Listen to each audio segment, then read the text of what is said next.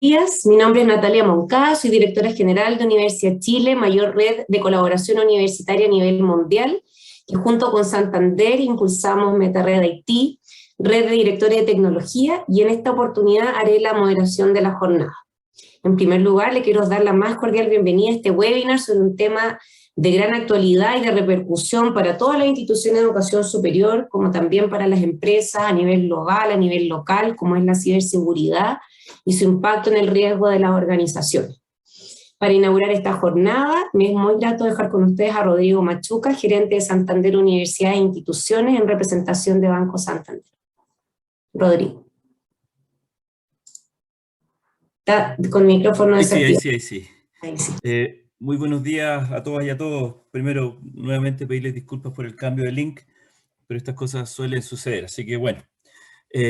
Muchas gracias por acompañarnos el día de hoy en este webinar de ciberseguridad, que como bien saben ustedes es un tema fundamental y estratégico, tanto para las empresas como para las instituciones que hoy día nos acompañan. En este marco, Universidad Chile y MetaRed Haití de este país, y el grupo de ciberseguridad, liderado por don Álvaro Fuentes, que ya luego nos va a dar algunas palabras, han organizado este espacio con especialistas chilenos y extranjeros, a los que aprovechamos de agradecer la gran disposición a participar, y quienes nos van a dar una visión respecto a cómo las organizaciones pueden minimizar y enfrentar los riesgos de sufrir ciberataques y otros graves problemas cibernéticos. MetaRed Haití es una iniciativa de Universidad y Banco Santander a nivel global, y que a 4 años de su creación se ha convertido en una gran red de colaboración que está apoyando la transformación digital, tanto a nivel de educación superior chilena como iberoamericana. Así que solo invitarlos a disfrutar esta jornada y a seguir participando activamente en esta red, y a los que no lo hacen los invitamos cordialmente a que se sumen, que tiene como único objetivo la colaboración entre las instituciones de educación superior, como ya dije, tanto chilenas como del extranjero. Así que muy buenos días y muchas gracias nuevamente. Muchas gracias, Rodrigo, por entregarnos tu visión sobre la importancia de MetaRed Haití Chile, que, como tú dices, ha cumplido 4 años impulsando la transformación digital en la educación superior chilena e iberoamericana. A continuación se dirigirá a ustedes Álvaro Fuentes Maldonado. Él es CEO de la Universidad Autónoma de Chile y coordinador del grupo de ciberseguridad de MetaRed Haití, que nos comentará los desafíos que enfrentan los directores de tecnología en temas de ciberseguridad y riesgo. Gracias, Natalia. Bueno, bienvenido a todos, buenos días. Gracias por participar, tanto a los asistentes como a los panelistas. Y claro, la ciberseguridad probablemente es uno de los grandes temas que tenemos sobre el escritorio de todos los directores de tecnología de las universidades. Y en esa línea hemos querido organizar este evento con un enfoque un poquito más estratégico y de alto nivel, salirnos un poquito del mundo técnico, en el entendido que este no es solo un problema de los directores de TI, y también lo hemos enfocado desde la participación y visión de diferentes niveles o de diferentes industrias. Entendemos que la ciberseguridad no es un problema particular a las industrias, sino es bastante transversal. En esa línea hemos querido invitar a gente del Banco Santander, probablemente una de las industrias más atacadas o con mayor frecuencia de ataques en el mundo, ¿cierto? Y que nos cuente un poquito la experiencia que ellos tienen. El mundo de las telecomunicaciones, que probablemente hoy día son el canal y el camino por donde pasan todas nuestras comunicaciones.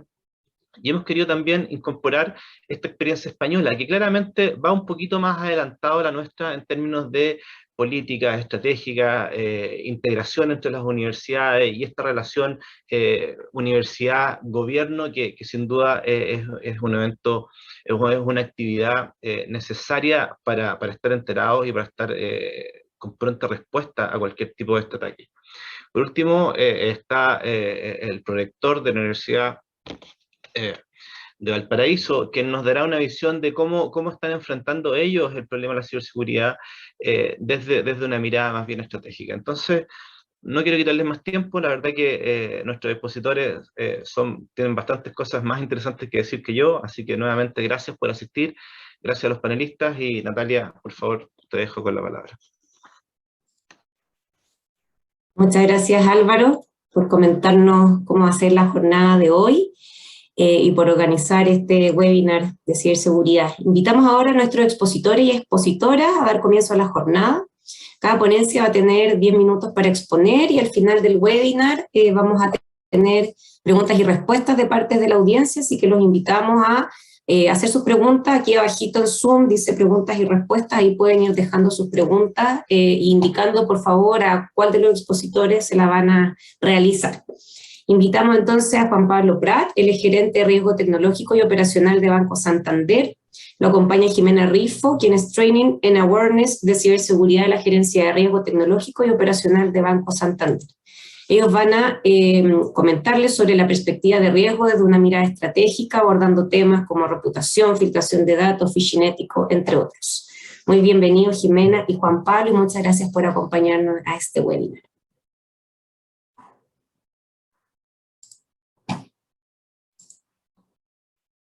¿Están silenciados Jimena y Juan Pablo todavía, por cierto?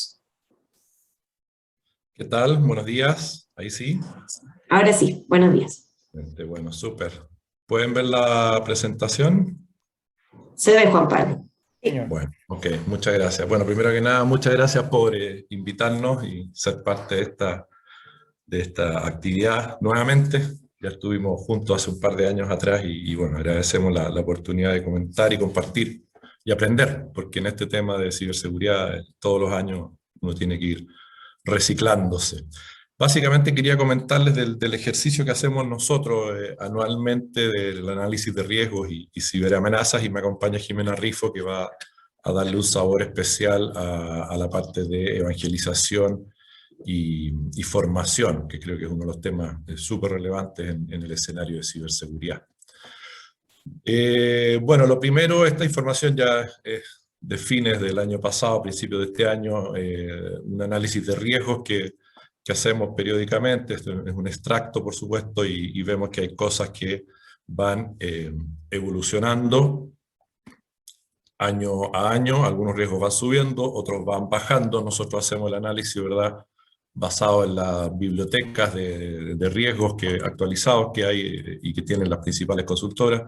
Hacemos un análisis de probabilidad y de impacto para determinar cuál es el riesgo inherente, digamos, de los distintos riesgos. Contrastamos eso respecto al ambiente, el ecosistema de control que tenemos en nuestra organización, y con eso tenemos un riesgo residual que es el que en definitiva abordamos en los planes de desarrollo en cada año. En particular, para este año 2021 teníamos identificados 3 grandes riesgos. Esto no debe ser ninguna sorpresa para nadie, porque básicamente coincide con lo que las principales consultoras dicen, que son los temas de ransomware, que han sido todo un tema ya desde hace un par de años, y en particular este año, muy fuerte. El riesgo de proveedores, de los cuales voy a hablar un poquito más, y la amenaza interna, de la cual no voy a hablar, pero que tiene que ver con el hecho que en la medida que vamos madurando en nuestros controles hacia los límites, ¿verdad?, de la organización hacia afuera, cada vez es más atractivo o es más interesante ir directo a una posición dentro de la red de la organización para efecto de bypassar todos estos controles perimetrales, que es donde normalmente uno pone el mayor énfasis. En el tema de proveedores, normalmente uno se focaliza, históricamente nos focalizábamos en las empresas que nos dan servicios, ¿verdad? Externalización de servicios, data centers, servicios tecnológicos, etc. Pero el año pasado, fines del año pasado y este año en particular, nos han demostrado que aparte de esos proveedores que sí son un tema relevante sobre el cual hay que trabajar, porque sabemos que hay casos históricos, emblemáticos, que han tenido su punto de entrada en proveedores que tenían niveles de ciberseguridad más bajos que la empresa principal, ¿verdad?, a la cual le daban servicios. Pero este año también hemos descubierto que los proveedores de las soluciones tecnológicas, no solo de los servicios, también nos exponen a riesgos cotidianamente. Caso SolarWinds es un caso súper importante que se reveló ya en diciembre del año pasado, pero sigue teniendo consecuencias. Y temas con Exchange que también ocurrieron recientemente. El gráfico lo que ilustra ahí son las vulnerabilidades críticas que reporta Microsoft en su reporte mensual de parchado. Entonces lo que vemos es que, si bien en los últimos meses el número está más acotado, siguen habiendo vulnerabilidades críticas publicadas mensualmente, y por lo tanto sigue habiendo una exposición de riesgo generada por las soluciones tecnológicas que tenemos desplegadas en nuestra infraestructura. El ransomware, como les decía, ha sido la estrella en los últimos años, este último año en particular, muy fuerte. Muchas organizaciones. Este listado está basado en información pública y es de principios de año. Si lo actualizáramos, seguramente aparecerían varias organizaciones más. Ha crecido entre 3 y 4 veces en el 2020. Vamos a ver qué dice la estadística del 2021. Me parece que se va a repetir la tasa de crecimiento. Y en particular, como alguien ya adelantaba en la conversación preliminar, el sector financiero como industria es la más atacada y es 4 veces más atacada que la industria que viene en segundo lugar. O sea, claramente lejos el sector más atacado. Y antes de pasar con Jimena, lo último que les quería comentar respecto a cómo nosotros visualizamos en estos 4 pilares las capacidades de defensa, de mitigación, digamos, de estas ciberamenazas, ransomware en particular, partiendo en la primera columna con lo que es detección y protección, con el despliegue de las herramientas adecuadas, el monitoreo de seguridad correspondiente y las capacidades de segregación de redes para poder mitigar los impactos una vez que ya los eventos ocurren, hasta el último pilar, que es respaldo y recuperación, que básicamente tiene que ver con cuando ya este evento ha ocurrido en mis sistemas de TI, cómo yo soy capaz, digamos, de regenerar entonces la información, regenerar los datos, regenerar los servidores, las estaciones afectadas, etc.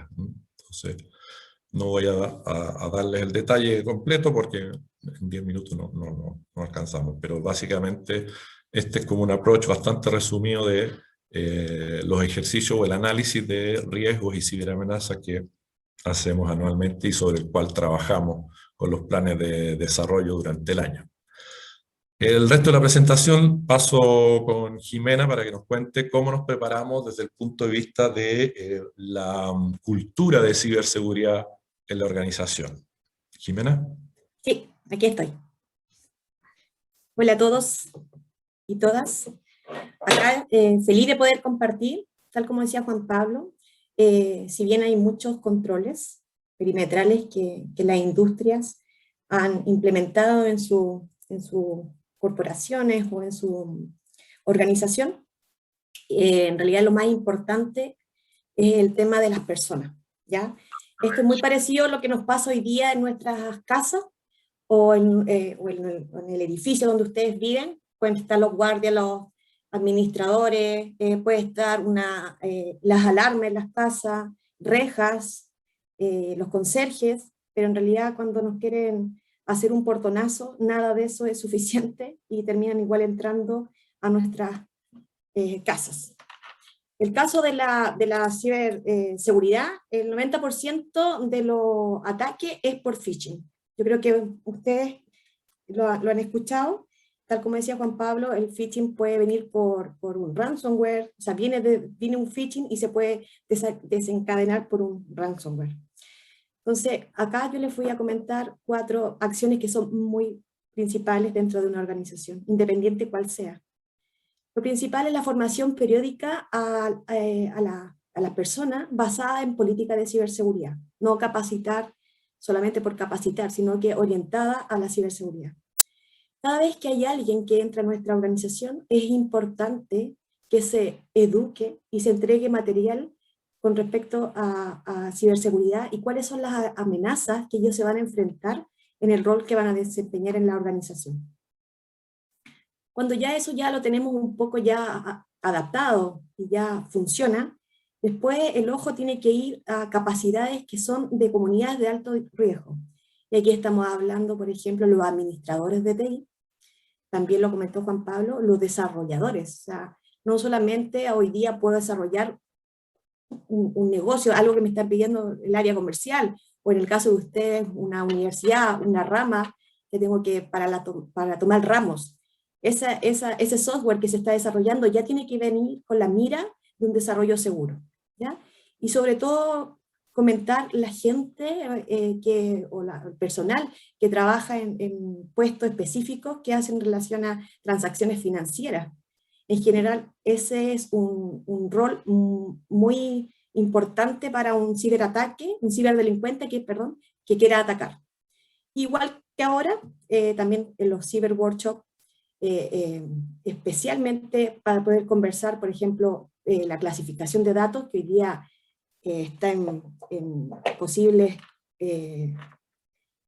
se dice, la política la tienen que en Chile tomar, porque efectivamente en otros países como en España ya la clasificación de datos ya es algo que está resuelta. Nosotros en verdad todavía estamos en eso, la pandemia nos atrasó un poquito también, pero la clasificación de datos es algo que se viene, y también en las universidades también lo tienen que considerar. Los phishing y los smishing fue al orden del día cuando empezaron el tema de los pagos del 10% a personas de cualquier nivel, de cualquier rango, se empezaron a llenar de sus celulares del famoso SMS, de que tenían que asegurar su dinero a todo nivel. Y los programas VIP es súper importante para la dirección que tengan claro si es que a alguien les llega algún correo raro o lo llaman por teléfono, cómo deben actuar. Eso es primordial. Y después, como hablaba, el tema de evangelizar. Los capacitamos, a lo mejor esa parte como es un poco más rígida en las capacitaciones, pero ya acá es importante la concientización. Acá es importante que ellos conozcan las nuevas prácticas de ataque de los ciberdelincuentes. No necesariamente yo les voy a hablar siempre de un famoso phishing que puede llegar de una forma, así como vamos encontrando en el mercado cómo estos ciberdelincuentes se van captando nuevas formas de hacer vulnerabilidad, de llegar a las personas. Eso también se lo tenemos que enseñar a nuestra gente, de cómo están actuando los ciberdelincuentes. Y también acompañar a los usuarios desde una perspectiva de seguridad a los negocios. Si yo veo que tengo un negocio que es muy vulnerable, tenemos que acercarnos a ellos, tenemos que acompañarlos, tenemos que revisar su situación y darle los mejores consejos de ciberseguridad. El tema de las comunicaciones también es un pilar principal. Ya estamos hablando de las capacitaciones, el tema de la concientización, de la evangelización, pero también comunicar. Y comunicar con campañas de sensibilización periódica. No solamente hoy mandé al principio de mes y me olvidé del tema, no. Siempre tenemos que estar recordando a la gente cómo funciona el tema de estos ciberdelincuentes. ¿Qué pasó? Por ejemplo, en la noticia apareció que LinkedIn o que apareció que en Face le robaron su información. ¿Tú cómo tienes protegidas tus cuentas? ¿Las tienes para todas las personas o las tienes privadas? ¿Tienes doble factor de autentificación para tus cuentas? Todas esas grandes cosas que a lo mejor para nosotros son muy obvias, para no todas las personas son tan obvias. Entonces, eso hay que comunicar varias veces durante el año. ¿Cómo lo podemos hacer? Hay muchas formas, siempre, en todas partes. Puede ser por la intranet, por un comunicado, por los correos, wiki si es que tienen newsletter, si es que tienen intranet, por todos los medios donde realmente exista y que sea una buena comunicación, no solamente que quede ahí, comuniqué y me quedé sin saber si llegó, sino que efectivamente hacer que sea efectiva esa comunicación. Y después de todo, de capacitar, evangelizar, concientizar, comunicar, yo tengo que saber cómo están las personas, cómo están los colaboradores. ¿Y cómo lo puedo saber? Con un famoso ejercicio de ethical phishing. ¿Qué buscamos con los ejercicios de ethical phishing? Simular ataques reales y ver cómo es el comportamiento de las personas. ¿Qué esperamos? Que las personas, si ven un correo que viene medio extraño, que el remitente no me suena, que me están mandando un correo extraño con que yo tengo que firmar una factura, o tengo que aprobar un ramo, pero esa persona no la tenía que enviar, o me están pidiendo diferentes cosas, un regalo, y te llegó un paseo, no sé, a Italia. Todas esas cosas que son súper atractivas y que en realidad sirve que la gente quiere por curiosidad saber de qué se trata, pinchan. Y ahí viene la retroalimentación. Si te fue bien, no pinchaste y reportaste que le pude haber mandado un correo o yo le pude haber avisado, no sé, a Natalia o a Álvaro, dependiendo de cómo tiene la estructura la empresa o la universidad, esa forma es felicitar a aquellas personas que realmente vieron que acá podría haber un ataque, y a las personas que cayeron en este ejercicio de ethical phishing, es otra vez educarlos. ¿Por qué? Porque es el factor que más necesitamos, el de las personas. ¿Ya? Y también lo comentó Juan Pablo, el eslabón más débil que también son los proveedores. De repente nosotros nos exigimos mucho como organización, pero ¿y qué tanto les solicitamos a los proveedores? ¿Cómo los medimos a ellos el tema de la capacidad del riesgo? Si nosotros queremos de alguna manera tener buena seguridad, tanto nosotros como a nuestros proveedores también le tenemos que exigir lo mismo. Y aquellas personas o unidades que sean vulnerables frente a que me di cuenta que en este ejercicio de ethical phishing,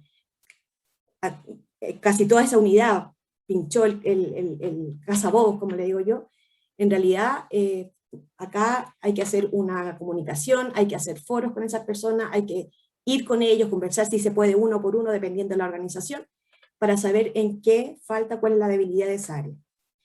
Todo esto nunca termina, es un círculo tal como lo está en la presentación, siempre tenemos que estar capacitando, evangelizando, comunicando y medir para saber cómo estamos. Así que, listo, Nati. A ver si después hay preguntitas. Eso, buenísimo. Muchas gracias. Muchas gracias, Juan Pablo, muchas gracias, Jimena, por compartir tu experiencia desde el punto de vista de la industria financiera, donde la ciberseguridad es tan estratégica como también lo es para otras áreas productivas como lo son las telecomunicaciones. En ese contexto nos acompaña a continuación Mirta Lapsenson, experta en seguridad de la información de Entel Chile, quien va a analizar la situación en nuestro país desde la perspectiva de ataques y tráfico. Les recordamos que puedan ir haciendo sus preguntas en la sección de preguntas y respuestas aquí abajo en Zoom, y vayan indicando a qué panelistas son las preguntas para que podamos hacerlas al final de la sesión. Mirta, adelante. ¿Ahí se ve la presentación? Se ve. Bien, muchas gracias por la invitación, y va a estar Fernanda Mata, también como subgerente de Ingeniería de Seguridad de Entel. Debido a un inconveniente no se puede presentar, esta presentación la armamos entre las dos, y lo que les vamos a presentar justamente es estas tendencias de la perspectiva del riesgo y cómo afecta principalmente a las universidades. Como decía recién Juan y Jimena, un poco de contexto de cuáles fueron los antecedentes en los que son los ciberataques durante 2021, y si bien, o sea, el costo promedio de la recuperación ante un ransomware fue muy elevado, principalmente también de cuánto vale un dato promedio personal, ¿sí? en la dark web. Un poco también de contexto, que el 20% de las fugas de datos se dieron por credenciales comprometidas, por credenciales débiles. También hubo un caso, estaba en Entel, de las telecomunicaciones, que hubo una fuga de datos de una empresa de Estados Unidos, unas telecomunicaciones que es T-Mobile, en la cual más de 40 millones de clientes se vieron afectados, se vio afectado las acciones de la empresa, que han sufrido una baja del 3%, se vendieron sus datos también en la dark web, y también el tema del ransomware, que hay incluso medidas más sofisticadas y afecta también a hospitales, gobiernos y universidades, ¿sí? Que es un poco lo que quiero traer de contexto. Y en lo que refiere a la educación digital, ¿por qué está la mira de los ciberataques? Las generaciones de servicio, han sufrido un aumento exponencial también en lo que refiere al malware o al software malicioso, también ha aumentado muchísimo. Y lo importante acá es que los estudios a distancia en las universidades manejan muchísima información y se accede de diferentes sectores, para notas, para organizaciones, para actividades. También en mi rol de docente, yo soy docente en el Instituto Terciario de ORT Argentina, y también vemos esto, que lo remoto ha traído que se conecten de diferentes áreas, con diferentes actividades, entonces eso requiere mucha más actividad coordinada en ciberseguridad. En 2020 lo que fue el zombie fue algo de crecimiento exponencial, ¿sí? Donde solamente se vieron acosados estudiantes, docentes, ¿sí? Que fue también algo que fue realmente relevante y crecimiento exponencial durante principalmente 2020. Estos estudios también demuestran que dentro de las instituciones educativas, el 66%, como dice acá, no revisan sus permisos de forma regular. tampoco el 22% de estas instituciones no sabe cómo se otorgan estos derechos de acceso, y el 24% admitió que otorga los accesos por defecto a toda solicitud que le llega. Y solo el 18% de las instituciones que ponen en este estudio, que está en las fuentes más abajo, admitió tener un personal dedicado al área de ciberseguridad a tiempo completo, ¿sí? Como son instituciones educativas, por ahí no tienen esa dedicación. Ahí está.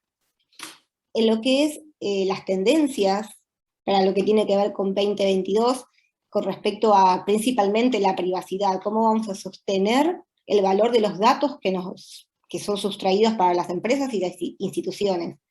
Uno de los ejemplos que suelo dar en las clases que doy, uno de los trabajos que tienen que hacer los alumnos para aprobar la materia es elegir una organización, que puede ser una institución educativa, de esa elección de los alumnos, en las cuales ellos tienen que hacer una investigación sobre la información pública de ese objetivo.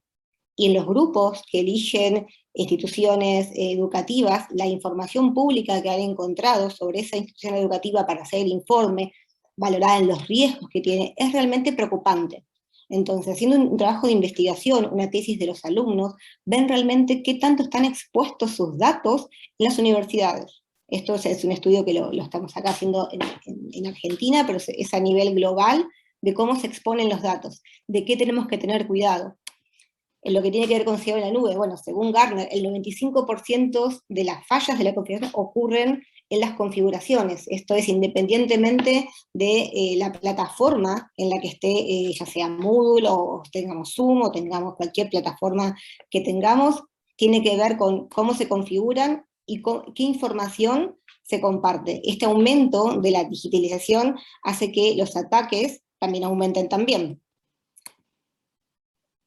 También es importante lo que tiene que ver con la identidad en los accesos, ¿sí? A esas identidades, ese es el nuevo perímetro que se va a tener a partir de ahora. Esta evolución de los ciberataques, aplicando inteligencia artificial, machine learning, mejoran cada vez más las capacidades de los ciberdelincuentes.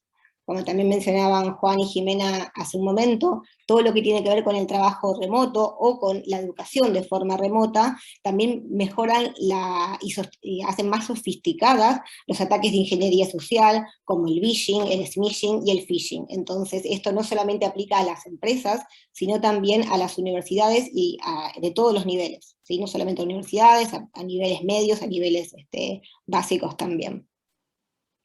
Bueno, ¿cómo hacemos con todo esto? ¿Cómo hacemos para reducir ese riesgo? ¿Sí?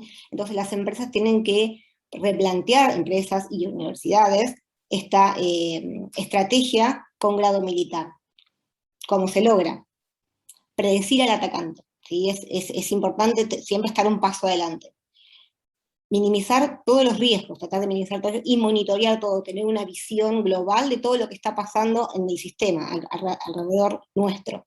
Restringir por defecto, ¿sí? Restringir por defecto y no dar permisos por demás, como mencionábamos hace un rato, y poner la seguridad en primer lugar, porque los datos de las personas, en este caso las universidades y todas los institutos de educación, manejan datos personales, que son lo más preciado por los ciberdelincuentes, entonces tenemos que cuidar muy bien de estos datos.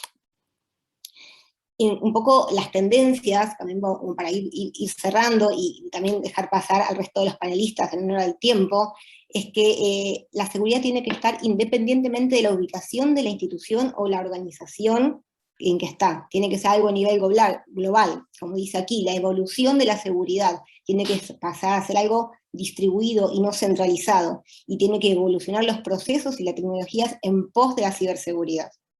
¿Sí? Y como les decía, también redondeando los ejemplos, al estar como docente, veo la cantidad de información y la cantidad de facilidades que hay en las aulas virtuales, cómo se configuran, a qué le damos acceso, por ahí, por dar más facilidad y ser más abiertos, ponemos en riesgo incluso el nombre de la institución, de qué datos se pueden filtrar o no. Entonces hay que hacer un balance entre cuán abiertos queremos ser y qué queremos compartir.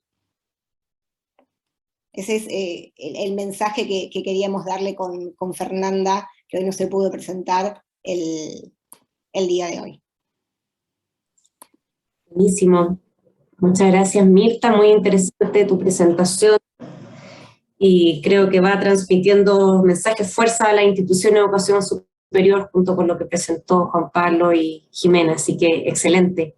Te agradecemos. Muchas gracias por la invitación. Sí, y quédate con nosotros porque al final vamos a tener las preguntas del público. Les recordamos a todos que vayan haciendo las preguntas en la sección de preguntas y respuestas. Continuamos este webinar con una sección destinada a interiorizarnos sobre la perspectiva de riesgo desde un punto de vista político, estructural y económico de la institución de educación superior. El estado del arte de la Universidad Española estará a cargo de Francisco José Zampalo, quien es el presidente del Grupo de Trabajos de Ciberseguridad de Clubetica España, a quien damos una cordial bienvenida a este webinar, agradeciendo y valorando su participación. Francisco, adelante con tu presentación y muchas gracias por acompañarnos. Bueno, gracias a vosotros y lo primero, Natalia, avisarte que tengo tendencia a ponerme a hablar, así que vas a tener que controlarme, ¿vale? No problema. A ver, yo no he preparado una presentación, aunque sí voy a mostrar en algún momento alguna slide, alguna diapositiva precisamente del curso que estamos dando para CISO en Metared, ¿vale? Sobre temas de gobierno. Y voy a comentar 4 puntos en mi intervención, ¿vale? El primero, bueno, un poco incidiendo en lo que ya se ha hablado sobre qué significa la gestión de riesgos, ¿vale? Luego entraré un poquito, son pocos minutos los que hay, sobre la ciberseguridad en las universidades españolas. Luego quiero hablaros también, en relación a lo que Tomás comentaba al principio, del marco regulatorio nacional que tenemos nosotros aquí en España sobre temas de ciberseguridad para las administraciones públicas. Y finalmente, aprovechando que aquí el auditorio, digamos, de este webinar, hay personas que están dentro del gobierno de las universidades, no ya del gobierno de la seguridad, sino un poco que tienen unas responsabilidades más altas incluso en las universidades, pues un poco algunos pequeños consejos sobre qué se debe de hacer, o qué se podría, no se debe, no me atrevo a decirlo, qué se podría hacer desde el gobierno de una institución para mejorar la ciberseguridad, ¿vale? O la seguridad de la información. Bueno, incidiendo en los temas de gestión del riesgo, ¿vale? Bueno, ya tanto Juan Pablo como Jimena nos han estado comentando un poco, ¿no? Cómo lo abordan esto desde una institución financiera. Yo, y no voy a entrar en conceptos teóricos, ¿no? Pero sí hay 2 puntos de gestión de riesgo que quería dejar claro. Uno, o sea, en relación a qué significa gestión del riesgo, una palabra que oímos, una expresión que se oye muy a menudo. Pues, ¿qué significa? Claramente significa que las decisiones que tomemos tienen que estar basadas en un análisis previo que hagamos de nuestros riesgos, de nuestras vulnerabilidades y de las salvaguardas que vamos aplicando, ¿vale? Hasta ahí todo correcto, ahí nada nuevo.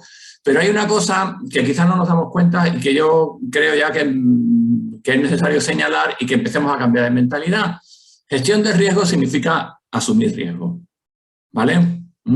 ¿En qué sentido? Hoy día ya, y aquí hablo un poco de cara a los vicerrectores, a los rectores, a los gerentes, desconfíen de alguien que les plantee una situación en la que ustedes no van a tener problemas de seguridad en su institución. Gestión de riesgo significa que al final uno asume que puede ser atacado y que puede ser comprometido, no solo atacado, sino ganado, ¿vale? Lo que se trata de conseguir es que eso sea muy difícil para el atacante o que el impacto sea el menor posible en nuestra institución. Pero vamos a partir de que nadie nos puede prometer que somos absolutamente seguros y de que tenemos que tener en cuenta que lo siento, pero nos van a entrar. Si tienen los medios suficientes, ¿vale? No es lo mismo que nos entre el ladrón de poca monta a que nos entre una organización criminal internacional. No serán los medios, los mismos medios. Ese es el primer punto en cuanto a gestión de riesgo. El segundo punto que quería comentar era el tema de la ciberseguridad, un poco el estado de ciberseguridad en las universidades españolas. No sé si sabrán que recientemente, a lo largo de este año 2022, al menos un par de universidades españolas han recibido un ataque fuerte. Cuando digo un ataque fuerte me refiero a un ataque que las ha dejado durante días e incluso durante semanas inoperativas, digamos, los servicios TI. Las universidades han seguido dando su actividad docente, ¿vale? presencial, pero todos los servicios TI se han caído, ¿vale? O han sido comprometidos. Estoy hablando de dos universidades importantes dentro de España, Castilla-La Mancha, la Universidad Autónoma de Barcelona, y de hecho la última, la Universidad Autónoma de Barcelona, sufrió el ataque el 10 de octubre y todavía la mayoría de los servicios TI no están operativos. Ya han hecho su análisis forense, ya saben todo el timeline del incidente y están en proceso de restauración de los servicios, ¿vale? La restauración no es fácil porque tienes que restaurar los servicios desde un punto en el que estaban limpios. Pero bueno, no vamos a entrar en esos detalles aquí ahora. Entonces, bueno, eso y la legislación que tenemos en España, de la que hablaré luego, ha generado una inquietud importante en los rectores, ¿no? El problema es que se genera inquietud, pero no se sepa qué hacer. Ese es el problema, ¿no? ¿Vale? Entonces, claro, estamos hablando aquí a distintos niveles. El técnico probablemente tenga bastante claro una serie de medidas, ¿vale? Pero al final también tenemos que transmitirle a nuestra dirección es qué pueden hacer ustedes, ¿vale? Y yo con eso quería pasar ya al último punto, que lo veremos luego, dar una serie de indicaciones, consejos, con toda la humildad del mundo, de verdad. O sea, aquí no se trata de decir somos mejores, somos peores, sino una serie de puntos que habría que tener en cuenta desde el gobierno de las universidades para mejorar la ciberseguridad. Un órgano de gobierno no debe de preocuparse por si el cortafuegos tiene esta o aquella política, por si tenemos tal o cual antivirus. Eso no es su preocupación. Su preocupación serán otras y luego las veremos. Y fruto, de hecho, de la colaboración que comentaba antes Tomás con los organismos nacionales que se encargan del gobierno de la seguridad o de gestionar o nuestro ser de referencia de las administraciones públicas españolas, hemos desarrollado, que lo tenemos en borrador, pero muy pronto se va a publicar porque ya está acabado, un marco de recomendaciones, lo que llamamos un perfil de cumplimiento de nuestro esquema nacional de seguridad, que ahora os lo pondré un poquito en contexto, ¿vale? De ahí la importancia de la colaboración con esas entidades ya a nivel nacional, porque nos van a servir de mucha ayuda y también de factor unificador, ¿no? Porque aquí tenemos que trabajar todas las universidades, yo creo que de forma conjunta. Luego ya cada una en su casa lo implementará todo esto de la forma que sea, pero ese marco de recomendaciones, ese guión de qué tenemos que hacer, debería de ser conjunto. Y las universidades son muy dadas a ser absolutamente autónomas, a nuestra libertad, ¿no? Nuestra libertad de cátedra, cada uno. Pero, hombre, si nos hacen un guión y sabemos que siguiéndolo pues mejoraremos, pues bueno, siempre será de ayuda.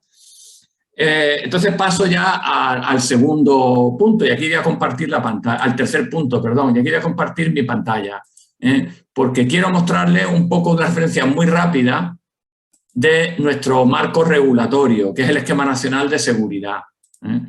Creo, ¿están viendo ahora mi pantalla? ¿Sí? ¿Vale? Vale, voy a tratar de ponerla a pantalla completa. Bien, de acuerdo. A ver, minimizo aquí. Vale. Bueno, nosotros en 2010 en España se publicó un Real Decreto que dentro de la escala legislativa tiene un rango bastante alto de obligado cumplimiento para todas las administraciones públicas.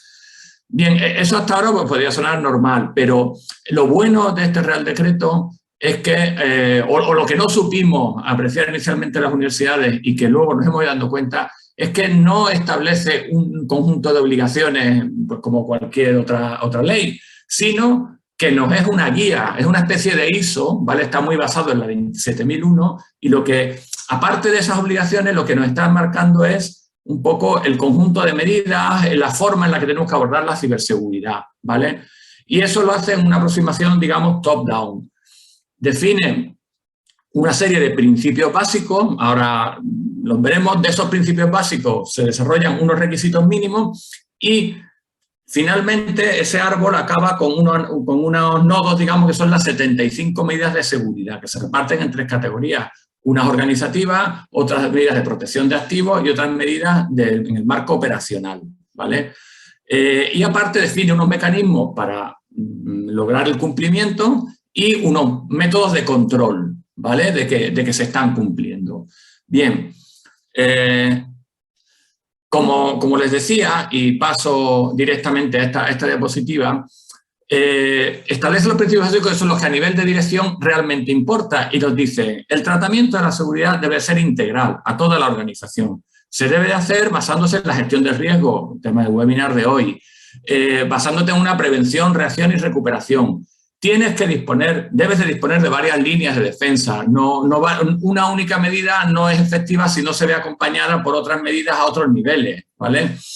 Tienes que estar en un proceso de mejora continua, reevaluación periódica, y debes de considerar la seguridad como una función diferenciada. Y aquí me es muy significativo el dato que ha dado antes Mirta, ¿no? De que solo un 18% de las instituciones tenían una persona dedicada a tiempo completo a ciberseguridad. A nosotros en España nos están obligando, ¿vale?, a disponer de ese personal, ¿vale? Como decía, existen luego unos requisitos mínimos, eso se desarrolla unas medidas de seguridad, ¿vale?, tanto para todos los sistemas, y se establecen unos mecanismos de control, de auditoría, de conformidades, etcétera. En cuanto al ENS, poco más quiero deciros, que es de cumplimiento de obligado cumplimiento para todas las administraciones públicas españolas, y lo que hemos desarrollado, que les comentaba antes, es un perfil de cumplimiento específico para las universidades, porque al ser un marco tan general, nosotros no podemos tener el mismo nivel de cumplimiento o las mismas medidas exactamente. Unas sí, pero otras no, que por ejemplo un Ministerio de Hacienda o que un Ministerio de Defensa. Las universidades tenemos nuestras características, y bueno, debemos de adaptar también este esquema nacional de seguridad a esas características. Bueno, pues en colaboración, no por parte de nuestra universidad, sino en colaboración con ese organismo nacional, que en nuestro caso es el CCNCERT, ¿vale?, el Centro Criptológico Nacional, en definitiva, hemos desarrollado ese perfil de cumplimiento que nos acota ese esquema de seguridad a aquello que tenemos que cumplir las universidades. Pero no nos dice qué tenemos que cumplir, sino además nos dicen cómo deberíamos hacerlo, ¿vale? Incidiendo en lo que decía Tomás al principio, esa colaboración con un organismo nacional es fundamental. Como también es fundamental el que existiera una legislación a nivel nacional, al menos para las administraciones públicas, que regulara los temas de ciberseguridad. En España hemos tenido la suerte de tenerlo. O sea, vamos a ver, no quiero... O sea, puede ser luego ya mejor o peor el modelo, ahí yo ya no voy a entrar, pero de alguna forma habría que impulsar, ya sé que las universidades a nivel de administraciones públicas quizás somos el último mono que podemos decir por aquí, ¿vale? Pero habría que impulsar esa legislación a nivel nacional, ese tipo de legislación. Eso es un apoyo fundamental. Ahora bien, también ahora vienen las malas noticias. En España, las universidades ahora mismo, después de 10 años de publicación del Esquema Nacional de Seguridad, todavía estamos en una media de cumplimiento de lo que deberíamos de cumplir del 66%, quiero recordar. O sea, incluso con ese marco acotado, solo cumplimos los 2/3 de lo que deberíamos, ¿vale? Entonces, tampoco somos tan buenos, ¿vale? No, y ya ven, ¿no? Y finalmente, el último punto, sí, me queda un minuto, ¿vale? También del curso de ciberseguridad, orientado a un equipo de gobierno. ¿Qué entiendo yo? ¿Qué decisiones debería de adoptar un equipo de gobierno en relación a la ciberseguridad, al gobierno de la ciberseguridad? ¿De qué debería de preocuparse? Entonces voy a volver a compartir la pantalla. Un momentito. Aquí. ¿Vale? Ahora esta no. No me deja salir de aquí de pantalla. Ahora. ¿Vale? ¿Qué le debe de preocupar a un equipo de gobierno en cuanto a seguridad de la información? Pues se debe de preocupar de lo siguiente, de definir unas estructuras de gobierno, de la seguridad de la información. Hay que crear un comité, hay que crear una oficina de la seguridad para toma de decisiones estratégicas, para toma de decisiones de gestión y operativa. Hay que asignar roles y responsabilidades. Hay que definir un responsable de seguridad, hay que definir unos responsables de los sistemas, ¿vale? Y tanto definirlos como dotarlos de personas, ¿vale? Hay que definir también políticas y estrategias. Todo marco de seguridad parte de una definición de una política de seguridad, ¿vale? Y una normativa a un nivel alto, que debe de ser aprobada por el Consejo de Gobierno de la propia universidad y definir unas estrategias alineadas con las estrategias de la universidad. Debe de trabajar mucho en la comunicación, entendiendo comunicación también los programas de concienciación a los usuarios, no comunicación solo con entidades externas, sino comunicación y concienciación a sus propios usuarios, dirigir o fomentar esos planes de concienciación y, por supuesto, supervisar el cumplimiento de todo esto, ¿vale? Eso, digamos, al final dará las directrices oportunas al sistema de gestión de la información, de seguridad de la información que se debe de haber creado por debajo, que es el que llevamos la parte de gestión operativa, y todo esto dentro del marco de gestión de riesgo, el marco normativo de cada país, y, lógicamente, bajo las estrategias de negocio. Como ya se me ha ido el tiempo, tampoco voy a comentar estos 10 factores claves de éxito, simplemente están resumidos en lo que acabo de exponeros. Y ya poco más por mi parte, salvo lo que queráis preguntar. Pues es que Natalia ya me estaba mandando muchos mensajes, ¿eh? Muchas gracias, Francisco. Muchas gracias, Francisco, por tu completa revisión de la realidad española, los temas legislativos y estas sugerencias sobre la estructura de gobierno de la institución de educación superior. Estoy segura que para todos los participantes ha sido muy interesante escuchar tu visión. Y viene en el tiempo, además. Muy bien, muchas gracias. A continuación, y para cerrar esta sesión de ponencias, invitamos al prorector de la Universidad de Valparaíso, don Cristian Corvalán, quien nos presentará la importancia y desafíos desde una universidad chilena. Cristian, bienvenido.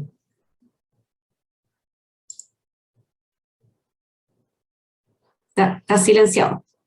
Está en mute, Cristian. Muy bien. Hola, Ahí buenos sí. días a todos y a todas. Un placer saludarlos, compartir esta mañana con ustedes. Voy a tratar de hacer un par de ideas. Soy probablemente el más ajeno al tema, pero lo que decía Francisco me hace mucho sentido. Está en la dirección superior, pero lo único que yo generalmente veo del director de tecnología es que viene por más servidores, por más recursos, por más personal, y eso nos tiene a todos complicados y quiero tratar de pensionar desde allí, desde quienes tenemos que gestionar. Tengo unas pequeñas ideas que puse en una PPT para compartir con ustedes. Ahí sí, ahora déjenme.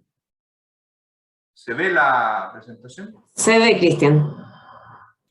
Sí, el modelo, ahí está. Bueno, lo primero que quería comentar es que obviamente estos últimos 2 años nos pusieron de cabeza a todos y a todas, ¿no? De verdad, quienes teníamos que gestionar instituciones fue complejísimo y las instituciones de educación superior no escaparon a ello.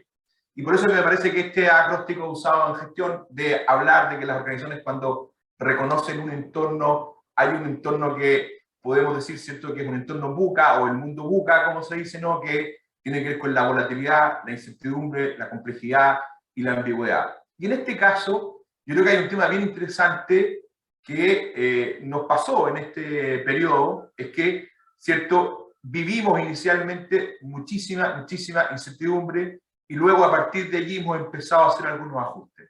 Y probablemente en lo que tiene que ver con ciberseguridad nos pasa lo mismo. Yo creo que para muchos usuarios, para muchos profesores, a partir del uso el año pasado del Zoom, lo que nos pasó en ese sentido fue darse cuenta de que había un problema en la Zoom. O estaba lo que pasaba en la industria de la banca, o estaba lo que pasaba, ¿cierto?, en clase, que alguien te invadía. Bueno, ahí venía efectivamente darnos cuenta de que había una complejidad que no siempre somos tan conscientes. El otro elemento es que nos tenemos que hacer caso de que hay una complejidad, es decir, ya no basta con una solución técnica. Yo los escuchaba aquí, la primera parte fue muy técnica, y lo que queda claro es que no basta con la solución de la ingeniería, no basta con la solución técnica. Eso parece que es un consenso, ¿no? En esta materia necesitamos hacer también un cambio que tiene que ver con otros elementos, y por eso es que la idea de asumir esta complejidad no es solo el trabajo de los TI, sino que es el trabajo de todos y todas que tenemos que poner en un sentido, y es el trabajo de la organización. Y por último, algo que decía Francisco, es decir, los próximos años para el subsistema de educación y en particular para las universidades públicas o que tienen subvenciones públicas van a ser años tremendamente complejos desde el punto de vista económico. Es decir, ya eso está proyectado, es decir, todo lo que va a tener que ver con los ajustes en esa materia también nos van a impactar. Por lo tanto, desde ese punto de vista, nuestros presupuestos en materia de atención a esta materia también se han impactado. ¿Qué más podríamos decir? ¿Qué esperamos? Lo que hemos vivido, ¿cierto? Esta idea de la transformación digital, parecería ser que lo que hemos vivido es una transformación digital de emergencia. Digo yo, hemos generado una transformación digital de emergencia. No, es cierto que teníamos avances muy importantes y notables, y creo que por eso hemos sido capaces de poder responder, y el sistema de educación superior responder más rápido, incluso que otros subsistemas, ¿cierto?, del sistema de educación, y no dejar de prestar servicio el año pasado a una importante cantidad de usuarios, pero claramente, a pesar de ese desarrollo que estábamos sobre la media de los sistemas, también tuvimos que hacernos cargo que es de emergencia. Dar 3 o 4, cambiar la presentación de PowerPoint, la presentación de la pantalla, no es docencia online ni es e-learning, ¿no? Eso fue lo que hicimos en este último año. Y por eso es que hemos tenido problemas para evaluar los aprendizajes, para entender cómo se... Pero era la mejor posibilidad de hacer algo de emergencia. ¿Qué es lo que nos debiera pasar entonces ahora? ¿Cómo pasamos de emergencia a algo que claramente, ¿cierto?, se empieza a instalar y a quedar en las instituciones? Ese es, creo yo, lo principal. Probablemente esto no hubiera sido tan rápido si no hubiera sido por la pandemia. La pandemia nos ha obligado a hacerlo muchísimo más rápido de lo que esperábamos y a que no tenemos otra oportunidad. Desde allí, entonces, quiero pensar qué oportunidades vemos en este escenario. Primero, ¿cierto?, obviamente, lo que tiene que ver con la responsabilidad en el tema de ciberseguridad, que es pasar, algo que comentaba, de la idea del departamento, que alguien está a cargo, que alguien está preocupado, a la idea que sea parte de la responsabilidad institucional. Esto no es fácil. Todos entendemos que de equipos, ¿cierto?, que hablaron primero, que son los técnicos que tienen que estar a cargo de esto y no hay nada más que hacer. Basta contratar con los técnicos y se acabó. Bueno, nos dimos cuenta que eso no es la solución del problema, ¿no? Tiene que haber una política institucional. Yo creo que, con lo que comentaba Mirta, los profesores de áreas completamente distintas se dieron cuenta que era muy importante la seguridad porque su clase de Zoom, a través del Zoom era atacada y eso generó lo cercano que no era. Se nos hizo efectivamente patente. Por lo tanto, aquí hay que avanzar en el reconocimiento, lo que decía Francisco, de la ciberseguridad como un activo estratégico. Eso es algo que tenemos que poner ahora también en nuestros... no se ve en los estados de resultados, pero tendremos que ser capaces de ponerlo en los estados de resultados, ¿no? Yo creo que tenemos que ir siendo capaces cómo estas cosas van quedando. Luego hay un elemento bien interesante que lo han puesto ustedes, la distorsión reputacional. El enfoque que hemos tenido hasta ahora, por lo menos en Chile, desconozco los otros, es básicamente de castigo a la víctima. De castigo a la víctima individualmente, si alguno te hacen, alguno de estas cosas te ataca individualmente, pues que no te tratan muy bien, que no leíste el correo, que no sabéis leer, que no seguís los protocolos, castigo. Por no decir, ¿cierto? No hay ninguna otra. Y también institucional. Es decir, hemos puesto mal los incentivos. No sabemos que la institución se va a atacar porque es malo para la reputación. ¿Cómo va a ser que el que es objeto de ataque sea el problema? Y eso es necesariamente darnos cuenta de la necesidad que estamos discutiendo hoy día de la transparencia. Necesitamos avanzar en transparencia. ¿Para qué? Para que efectivamente asumamos esto como un problema estratégico y esto no sea parte de la situación reputacional. Lo que debiera ser parte es cómo soy capaz de salir, de levantar, de recuperarme. No, ¿cierto?, si he sido objeto o no de un ataque. Perdonen que lo lleve a un ejemplo bien local. No puede ser que el problema sea que el le dio en el portonazo y no, ¿cierto?, estar preocupado de lo que está pasando en nuestra realidad, ¿cierto?, con el robo del portonazo. Está mal puesto los incentivos y el castigo. Yo creo que aquí hay una cosa que las universidades y también, ¿cierto?, los gobiernos tenemos que ayudar a modificar la ley en ese sentido. ¿Qué otro elemento no juega aquí y que es muy importante, lo hacían ver ustedes, el tema de la formación? Obviamente hay un problema porque se requiere, en primer lugar, no hemos sido capaces las universidades de hacer los ajustes rápidos que necesitamos curriculares en la formación de pregrado y posgrado en estas materias. Y hay formación corta, muy específica, que tiene alto impacto y entonces, efectivamente, es información que sea fuera de un marco normativo curricular y ético. Porque esa es parte de lo que nos va a tener que seguir haciendo las universidades para la formación en esta materia, ¿no? Porque quien aprende mucho también se puede volver un enemigo, ¿no? Entonces, ahí hay una cosa bien interesante de cómo vamos a hacer. Por eso es que es importante avanzar en esta materia en la formación. Había una lenta institucionalización. Luego, ¿qué nos pasa? Las instituciones que tienen con la gestión y retención del talento, obviamente, es uno de los temas que necesitamos porque se van haciendo más difícil de retener, pero también hemos sido poco, y eso tiene que ver con lo de la formación, para impactar en el cambio de las personas que hoy día están, por ejemplo, en materias de programación, que podemos formar en esta materia. Necesitamos siempre siendo capaces de generar transformaciones a nivel local que permitan mejorar y tener más gente nuestra propia en estos elementos para apoyar y desarrollar este tema que me parece que es de lo más relevante.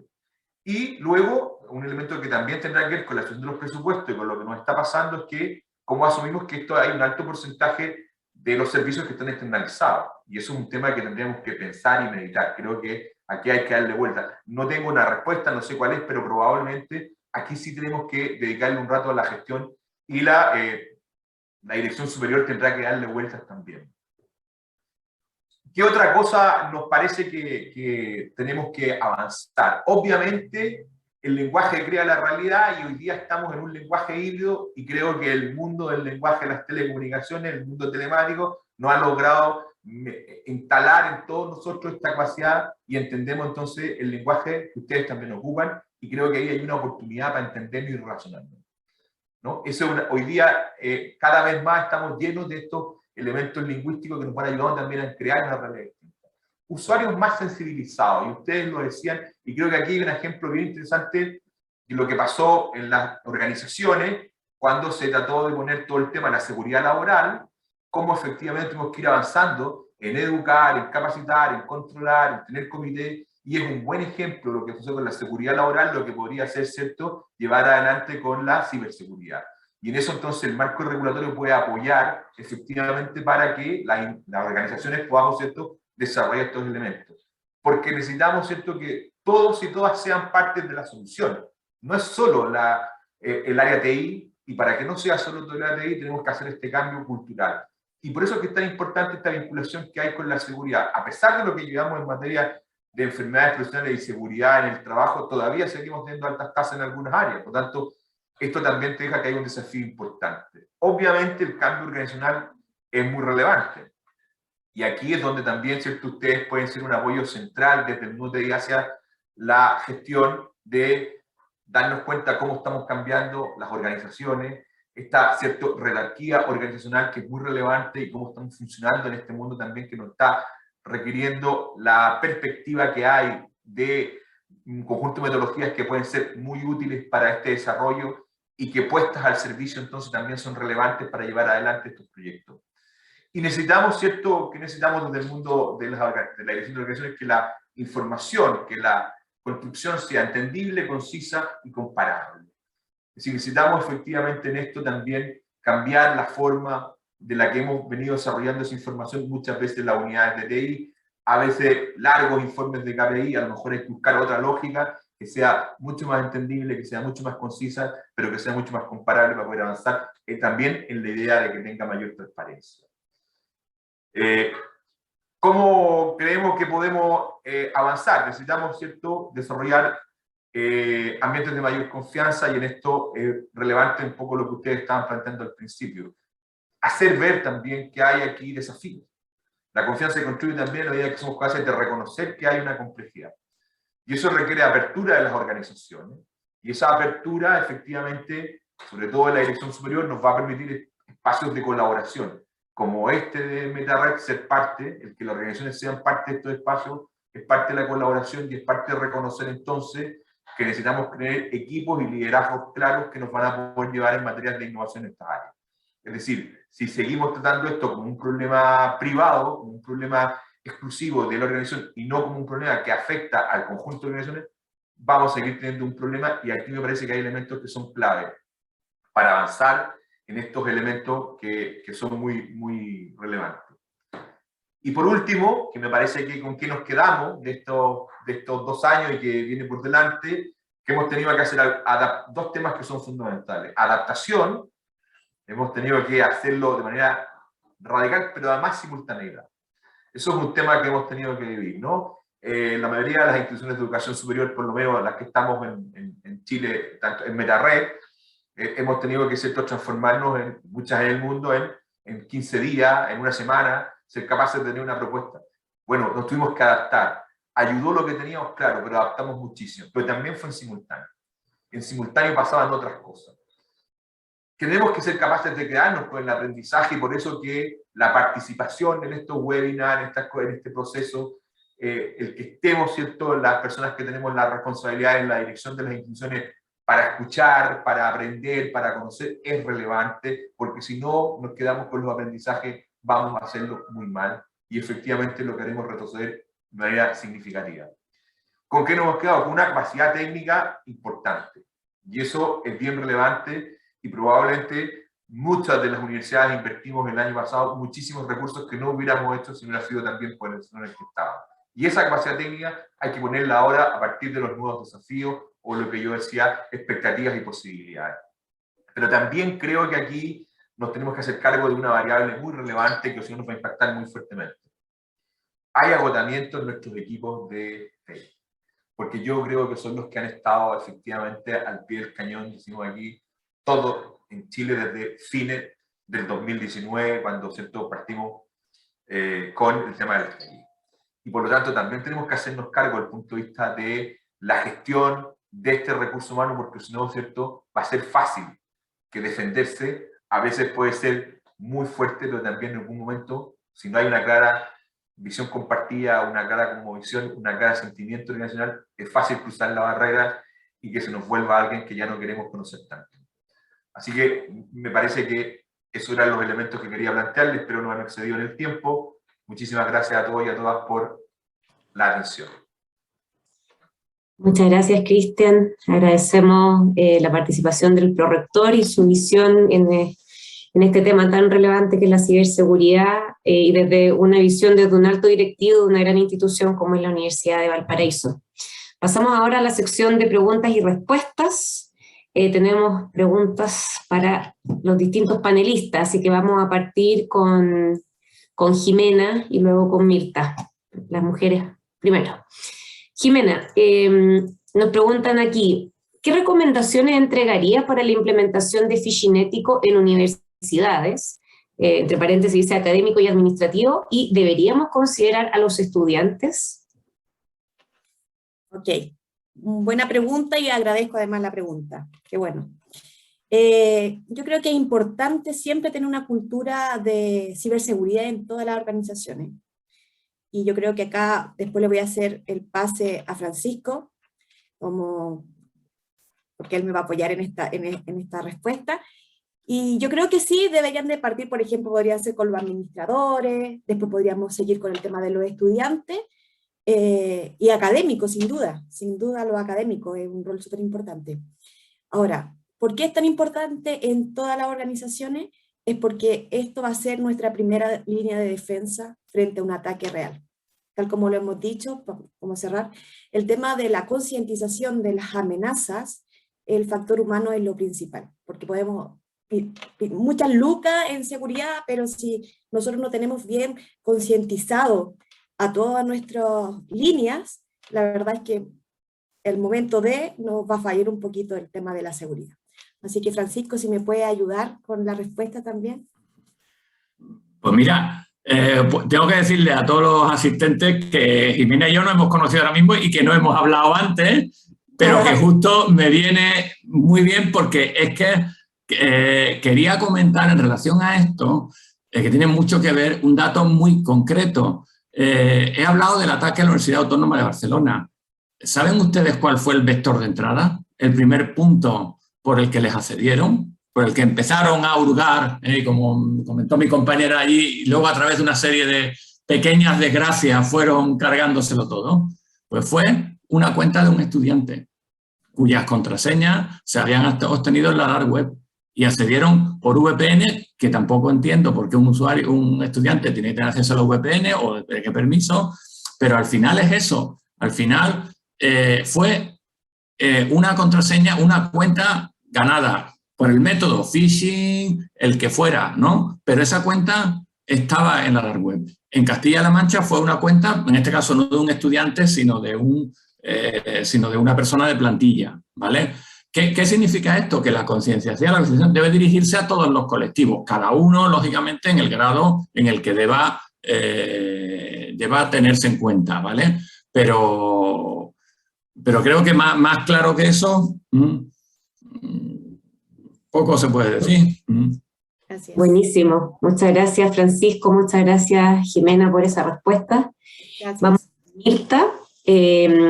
Dice aquí, en la dimensión de accesos, ¿existe algún estudio disponible para medir el impacto, de utilización de MFA, que entiendo que es autentificación multifactor, para reducir el impacto de credenciales comprometidas?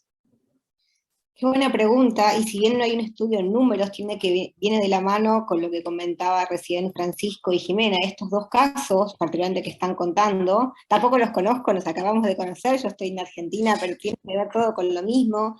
En la presentación que mostraba Jimena, hablaba del círculo, ¿no? De que todo es concientizar, es evangelizar, y que es un círculo infinito.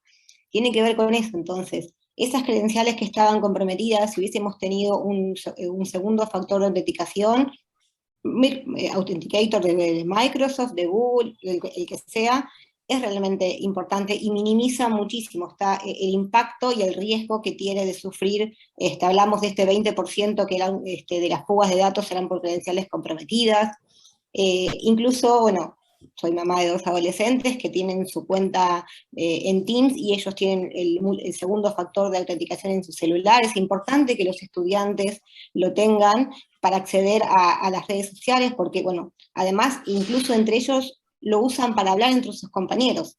Entonces yo me he dado cuenta que además del ámbito educacional, es un ámbito de comunicación. Entonces al tener ese segundo factor, que esté monitoreado también por los docentes o por los tutores, porque además los alumnos y los menores, y los de terciario también, interactúan por esa plataforma. Entonces no solamente se ponen en riesgo la organización, la institución educativa, sino sus alumnos. Entonces, y la institución educativa como tal debe protegerlos, más si son menores, de que no haya ningún caso de bullying ni nada. En todo esto, el segundo factor de autenticación, cual sea la tecnología que usen, no me caso con ninguno, minimiza notablemente el impacto de la fuga de credenciales y de todos los riesgos que acaban de explicar todos los colegas. Buenísimo. Muchísimas gracias, Mirta, por compartir tu visión al respecto. Y ahora vamos con una pregunta para Francisco Zampalo. Dice aquí, a nivel de estructura organizacional, ¿cómo están conformados para llevar a cabo políticas de ciberseguridad? ¿Existe un área especial? ¿Cuántos profesionales la conforman? ¿Cuánto presupuesto se destina para dicha unidad? Etcétera. Bueno, esto también da para bastante, y una cosa también es la parte, digamos, lo que teóricamente nos pide nuestro marco, y otra cosa es lo que estemos haciendo en realidad. Aunque la parte positiva es que la tendencia es a ir cumpliendo. Ha costado años, pero es ir cumpliendo. Básicamente, muy rápido, aunque esto ya digo que daría para hablar más en detalle, ¿no? Mucho más en detalle. Básicamente, al menos se pide la creación de un comité de seguridad de la información en el que estén representados tanto el gobierno, o sea, la parte de gobierno, no tiene por qué ser el rector, alguien delegado por el propio rector, ¿vale? Y la parte de gestión de la seguridad y también la parte ya tanto de privacidad, o sea, protección de datos, como de los propios usuarios, de los propios responsables, ¿vale? Ese comité de seguridad de la información es el que se encarga de tomar las decisiones estratégicas, de proponer la normativa y la política de seguridad para su aprobación por el Consejo de Gobierno de la Universidad, etc. Eso como estructura fundamental. Luego se puede crear una estructura por debajo, que sería una oficina de seguridad de la información, que ya se encarga de la parte de control, no de la parte operativa, que eso sería el área de TI, sino más de definir cuáles deberían de ser las medidas a adoptar, lógicamente en acuerdo, todo esto en colaboración. No vale trabajar aquí de forma disjunta y de forma descoordinada, por supuesto que no, ¿no? Y de controlar, de monitorizar el sistema, de que esas medidas se van aplicando, etcétera, ¿vale? Eso en cuanto a estructuras de gobierno y gestión. Y en cuanto a roles y responsabilidades particulares, hay una figura fundamental que es la del responsable de seguridad, que viene a ser la del CISO de toda la vida en cualquier institución, ¿vale? Pero ese CISO tiene una responsabilidad más a nivel gestión, ¿vale? Y se coordina con la dirección. ¿Cómo? A través de otros responsables, que son el responsable de los servicios y el responsable de la información, que son ya personas del equipo de gobierno, ¿vale? Por ejemplo, un vicerrector TI, un CIO, una secretaría general, una gerencia, que son los que definen una serie de necesidades básicas de los aspectos fundamentales de la información y los servicios fundamentales de la institución, en este caso de las universidades, ¿vale? Y luego, en la parte ya operativa, el CISO se coordina con lo que se denomina el responsable de sistema, que viene a ser el director del área TI. Es el que porque al fin y al cabo, mucho de parte del músculo en ciberseguridad, no sé, el 80%, el 80% recae sobre el área de TI también, ¿vale? Porque son los que administran los servidores, porque son los que administran la red, porque son los que implantan las aplicaciones, desarrollan incluso, ¿no? ¿Vale? Entonces, ese marco, a un nivel muy general, es el que os he descrito ahora en respuesta a esta pregunta.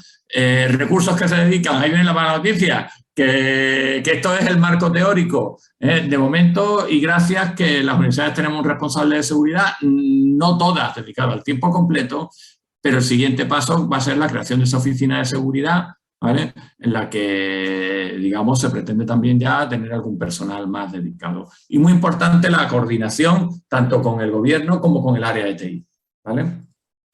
Perfecto, muchas gracias, Francisco. Estoy segura que están todos ahí anotando en sus respectivos lugares de trabajo sobre todas las recomendaciones. De todas formas, Natalia, perdona, que cualquier cosa ya más en profundidad, pues ya está compramos, que no es entiendo que no es el ámbito de este webinar, ¿vale? Y no es cuestión tampoco de detallarlo mucho más. Perfecto. Muchas gracias, Francisco. Tenemos una pregunta para el prorector Corbalán, pero antes veo que está levantando la mano Álvaro. ¿Puede ser? ¿No? Sí, Natalia. Un poquito para abrir un tema entre Juan Pablo, Francisco y el prorector. De alguna forma, Francisco describe la estructura, ¿verdad? Y tiene que ver con que muchas de las medidas en ciberseguridad habitualmente no son muy populares entre los usuarios finales. Las universidades como entidades bastante particulares y, oye, esto no sucede, esto no lo podemos hacer en la universidad. La verdad que, y esa es una de las ideas de este webinar, en términos de cómo resolver ese gap que existe entre lo que se debe hacer y lo que se puede hacer, ¿ya? De alguna forma, los frameworks de seguridad, elige cualquiera, ISO, NIS, CIS, establecen las recomendaciones. Cuando conversa uno con los colegas del área TI, con los colegas CISO, dicen, oye, hay un montón de medidas que yo no puedo implementar. Francisco, de alguna forma, en este comité de ciberseguridad establece, bueno, ese es el lugar donde se conversa y se definen las políticas que no van a ser populares, que son bastante asintóticas con la felicidad de los usuarios, pero de alguna forma es una necesidad en este ambiente donde el ciberatacante no va a ver el letrero de la universidad fuera y dice, aquí es diferente, entonces voy a actuar de otra forma. Me gustaría tal vez, Juan Pablo, ¿cómo lo ven desde el lado del banco? ¿Quién apalanca en el caso del banco este tipo de medidas? Francisco, ¿cómo lo han tomado ustedes en España y qué cosas han implementado como para mejorar o disminuir esta brecha? Y también un poquito, Cristian, ¿cómo lo han estado viendo en Chile, que es una realidad un poquito más nuestra, ¿verdad?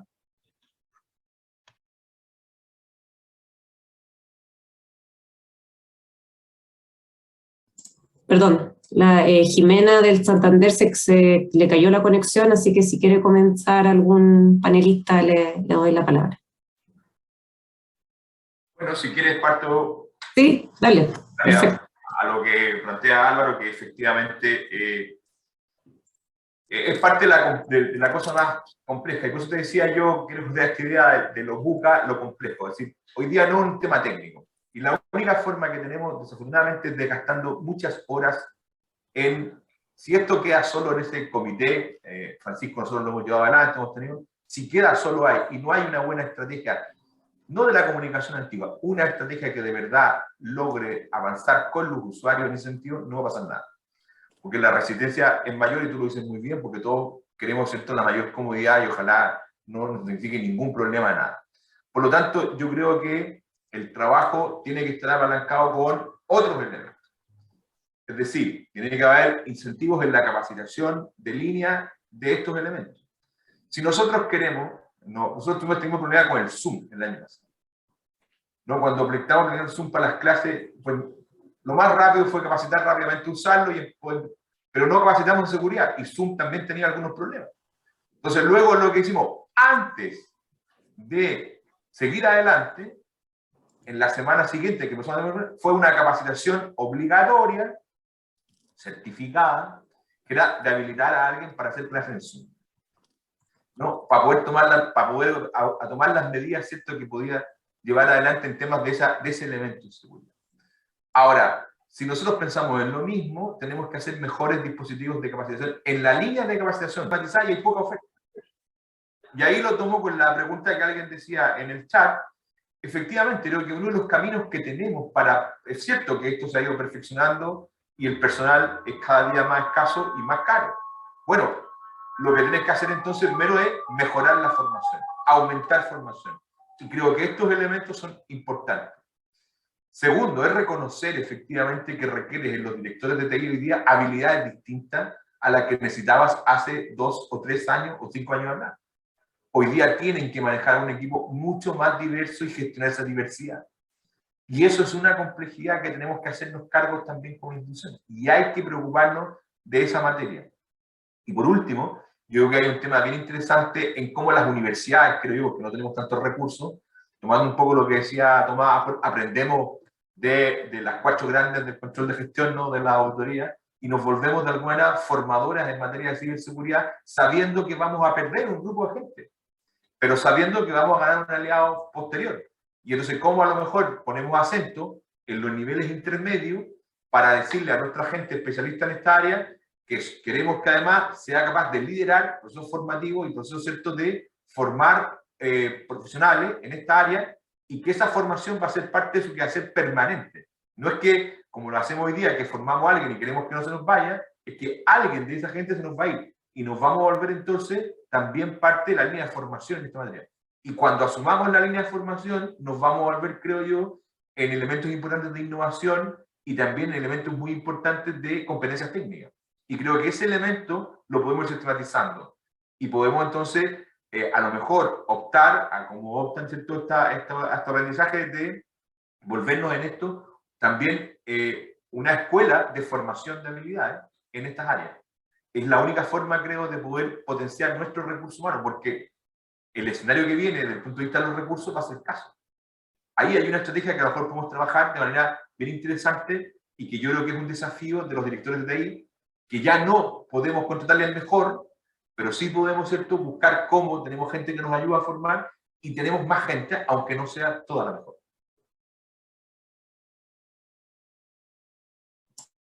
De silenciar, ahí sí. Perfecto, muchas gracias, Cristian. No sé si algún expositor quiere complementar con la pregunta que hizo Álvaro. Yo sé que Jimena se cayó en un momento. Álvaro, agradecería, por favor.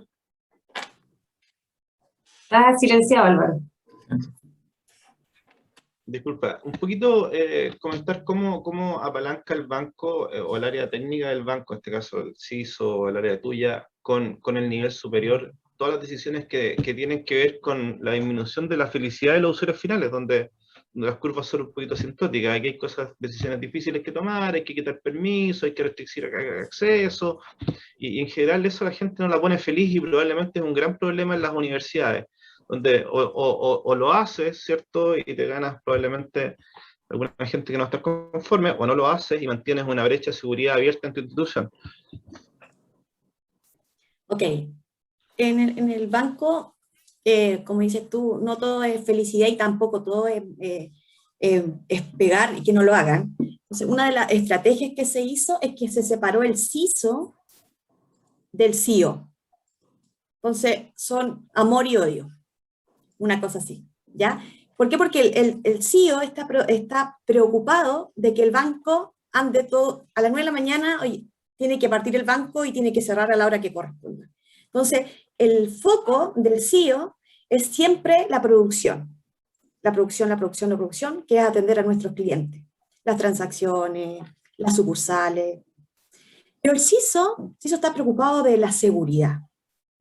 Por lo tanto, difícilmente alguien de tecnología va a estar al 100% preocupado de que todos los procesos tengan seguridad. Por lo tanto, es súper importante esta diferenciación, de que no, porque si no, de verdad no funciona.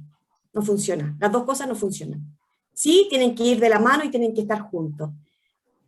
Porque obviamente si tú vas a sacar un producto a la producción, y lo vas a sacar porque lo tienes que sacar y no está, y porque lo está exigiendo, no sé, el área comercial, por ejemplo, Cuenta Life que tenemos nosotros en el banco, por darte un ejemplo, pero no tiene todo el modelo de seguridad, en realidad nos va a ir súper mal y nos va a ir mal también con el cliente. Entonces, acá lo que se hace, por eso en mi presentación, es acompañar también al negocio, desde el inicio de un proyecto, desde un inicio ver la parte de seguridad, la arquitectura, revisar cómo se está armando ese desarrollo. ¿Ya? Lo que también Mirta comentó, el tema de los accesos. Aquí lamentablemente hay que ser bien rígido, porque efectivamente no todos pueden tener los accesos. Aunque sea un director o sea un estudiante, ¿sí? Los niveles acá tienen que ir bien documentados, bien escritos con respecto al rol que desempeña. A lo mejor un director no tiene que tener el full de los permisos, pero sí una persona que hace transacciones sí lo tiene que tener. ¿Ya? Así que por ese lado hay que ser bien, como se dice, bien estricto y consciente de la información que uno maneja. No sé si con eso, Álvaro, te queda claro. Bueno, por comentar también, lo que ha dicho Jimena es que me parece fundamental el motivo de la separación del CISO y del CIO. Fijaros que en muchos casos seguridad es un tema englobado dentro del área TI y normalmente surge como una escisión casi, ¿no? Donde ha surgido, ¿no? Y a veces no se entiende y no es por... No se trata de una lucha de poder, no es eso, son dos ámbitos y dos responsabilidades diferentes que eso sí deben de complementarse, porque un CISO y un CIO que se lleven a muerte es un desastre, ¿no? Por mucho que el modelo organizativo vaya bien, es un desastre, ¿no? Entonces eso hay que conseguirlo, hombre, habrá sus relaciones tensas de amor-odio, como en todo matrimonio y como en todo, habrá momentos buenos, momentos malos, pero ese aspecto me parece fundamental. Decir también otra cosilla, que, bueno, primero una cosilla y segundo la solución a todos los problemas, ¿vale? La cosilla es que tenemos que tener en cuenta que el entorno en el que estamos es universidades y el entorno de universidades es un entorno que por naturaleza, casi diría por obligación, tiene que ser abierto. Los universitarios colaboran con otras universidades, hay servicios abiertos.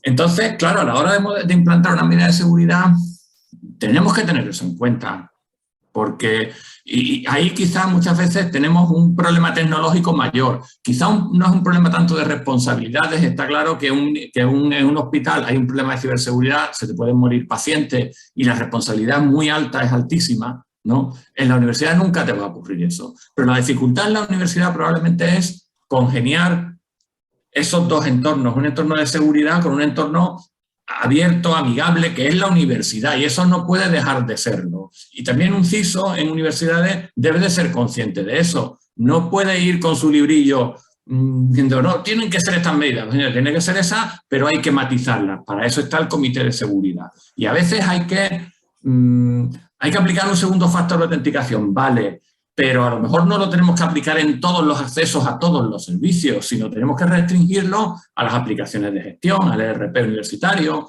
tal, ¿vale? Y esas decisiones, y eso cómo se consigue, creo yo también, con la mejora continua. No tenemos que tratar de pasar del 0 o del 0,1 que estamos ahora al 10 en un año. Tenemos que pasar del 0,1 al 2, perdón, en un año, ¿vale? Una vez estemos en el 2, vamos a pararnos y a mirar. Y seguiremos avanzando hacia el 4 y así, ¿vale? Entonces, esa mejora continua creo que tiene que tenerse en cuenta. Y por último, la solución a todos los problemas. Que te hagan un ataque fuerte. Lo digo porque justamente cosas que las universidades, las dos que he comentado que en España han sufrido ataques, se llevaban planteando años, que sí, que no, ha sido tener el ataque. Y nadie ha dudado en que había que poner un segundo factor de autenticación, que los usuarios no podían tener permiso de administración sobre sus equipos, que no sé qué. Bueno, en definitiva, era un poco, o sea, es realidad esto, pero bueno, está claro que nadie quiere tener un ataque, pero que al final te das cuenta cuando lo has sufrido que bueno, que a lo mejor sí había que hacer algunas cosas, ¿vale? Entonces, no sé, Álvaro, si hemos respondido a algo, te hemos generado más dudas, pero... No, gracias, Francisco. Es un poquito esa línea en la que me gusta discutir. Buenísimo. Natalia, Sí, adelante, Cristian. en lo que decía Francisco, fíjate que en ese mismo sentido es muy importante lo de la transparencia, cómo avanzamos institucionalmente en transparencia en esto. De verdad, no puede ser una sanción ni para la institución ni para el equipo TI, porque hoy día si le pegan un ataque es una sanción al equipo TI, el equipo TI queda golpeado, queda como que nos pasó porque no puede seguir siendo la víctima la que tiene la responsabilidad, porque si no, eso está muy mal. Un poco lo que decía Francisco, sino es cierto que todos los estudios dicen que en la medida que ha recibido un ataque va a tener mejores, ya, pero eso nos pasa en la conducta general, en la vida cotidiana, ¿no? Entonces, aprendamos algo de eso. Si seguimos culpando únicamente, eso creo que nos va a hacer muy mal. Por eso creo que es bien relevante esto de la transparencia, para que sea visible. Saber que han atacado a una universidad y que se ha defendido y que está, eso va a hacer que todos queramos defendernos y colaboremos en eso, hasta ese nivel. Hasta lo que podemos, como dice Francisco, las universidades hasta un nivel, la banca hasta otro, pero no puede ser un factor diferenciador. El factor diferenciador debe ser respuesta, trabajo, transparencia. Si no, creo que quedamos como en la cueva y vamos a mirar desde ahí cómo le fue a otro, y creo que eso estaría muy mal y no va a permitir un desarrollo colaborativo en esta materia. Y creo que eso es clave para darle, porque esto va a crecer. La condición anómica de todas las disciplinas profesionales, y en particular esto que se quieran dedicar a ellos, está garantizada históricamente. Sufrir un ataque no debe de ser motivo de vergüenza. Es un poco el resumen de lo que dice Cristian. Hombre, salvo que no hayas hecho nada. Salvo que lógicamente digas que mira. Pero yo creo que ya en la Universidad Española se ha perdido, por lo menos a nivel técnico, a nivel de CISO, esa vergüenza de decir, me han atacado. Bueno, me han atacado. Sí, o sea, no te gusta, no es algo agradable, pero por lo menos no sientes ya esa sensación que comentaba Cristian, ¿no? Perfecto. Muchas gracias, Cristian. Gracias, Francisco, Jimena, por complementar las distintas visiones, y también a Álvaro, que es el coordinador del Grupo de Ciberseguridad MetaRed IT Chile, por la pregunta. En honor al tiempo, tenemos que ir cerrando. Creo que nos podríamos quedar un buen tiempo más conversando. Están muy buenas las reflexiones y las experiencias, pero ya para dar el cierre le voy a dar el paso a Luis Valenzuela. Él es nuestro secretario ejecutivo en MetaRed IT Chile y el director de la universidad y director de tecnología de la Universidad de Talca, para que pueda hacer el cierre de este webinar. Y antes de eso, agradecerles a todos los expositores que se conectaron desde distintos países también, de España, Argentina, y también a nuestros expositores nacionales por toda su colaboración. Desde ya, muchas gracias, Jimena, Juan Pablo, Cristian, Francisco, a Mirta, y también a todos los que se conectaron desde las distintas partes. Así que muchísimas gracias, y te dejo el pase, Luis, para que haga el cierre formal. Muchas gracias, Natalia. Muchas gracias a todos. Yo no les voy a hablar de ciberseguridad, los expertos ya hablaron. Mi rol como secretario ejecutivo de MetaRed Chile es otro, pero no puedo dejar la oportunidad de agradecerle a todos los panelistas, agradecer su sinceridad a compartir su experiencia, y también agradecer a los 69 personas que estuvimos en algún minuto conectados esta mañana hablando de este interesante tema. Nosotros en MetaRed Chile hacemos muchos eventos como estos. Hoy día Álvaro, en su grupo de ciberseguridad en MetaRed Chile, organizó este evento, quiso darle un matiz distinto, más estratégico, y qué duda cabe que las decisiones deben ser apoyadas en este tema por un equipo de gobierno.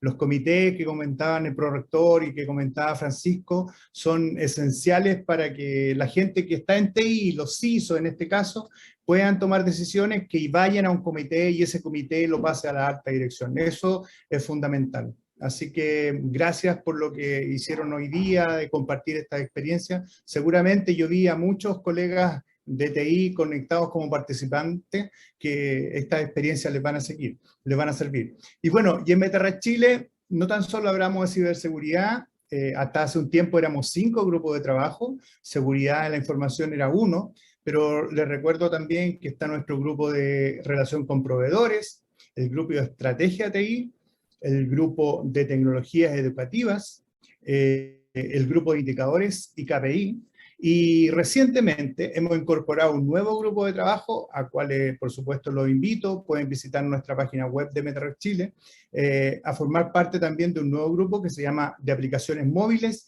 y de innovación digital. Así que quedan todos cordialmente invitados a eso. Y para finalizar, yo tengo que pasar solamente 2 mensajes. El primero tiene que ver con nuestro siguiente webinar, en un encuentro de otro grupo, del grupo de Estrategia TI. Vamos a hacer un webinar el día 2 de diciembre, a las 11 de la mañana, de gobierno de datos. Tal como en la seguridad hoy día, algunas estructuras de tecnología en las instituciones se han modificado y se han creado algunos cargos relacionados a la ciberseguridad. Bueno, en el gobierno de los datos también está ocurriendo. Y nosotros queremos ver una experiencia en Iberoamérica, y así que el 2 de diciembre los invitamos a participar también de ese evento.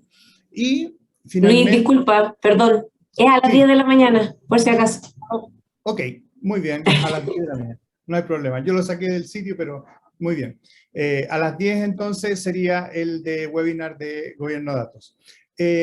Y el 15 de diciembre tenemos nuestro 4º encuentro nacional de MetaRed Chile.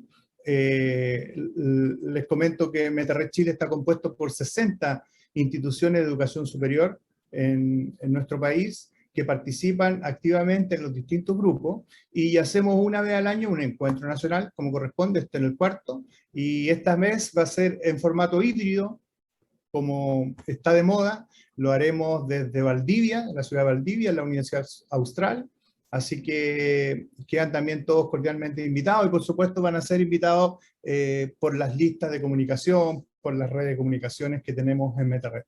Así que solo eso. Muchas gracias, Natalia, y gracias a toda la audiencia del día de hoy. Muchas gracias, Luis. Gracias a todos. Que tengan un excelente día lunes. Y nos vemos en un próximo webinar. Gracias, Jimena. Gracias, Susana. Gracias. Chao. Gracias, Álvaro. Gracias, Francisco.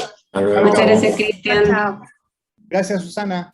Chao. A ti, Luis. Chao. Gracias, Álvaro. Gracias, Luis. Nos vemos. Que estén bien. Chao, profesor. Nos vemos pronto. Gracias, profesor. Chao, Cristian. Chao. Muchas gracias. Chao, cuídense todos. Chao, Jimena. Chao, Jimena. Chao, chao. Chao, chao. Chao, Alvarillo. Chao. Nos vemos. Gracias, Susana. Chao, Álvaro. Gracias, Susana. Gracias a ti. Gracias a vosotros. Nos Gracias. vemos. Abrazo. Chao a ti. Chao, cuídate.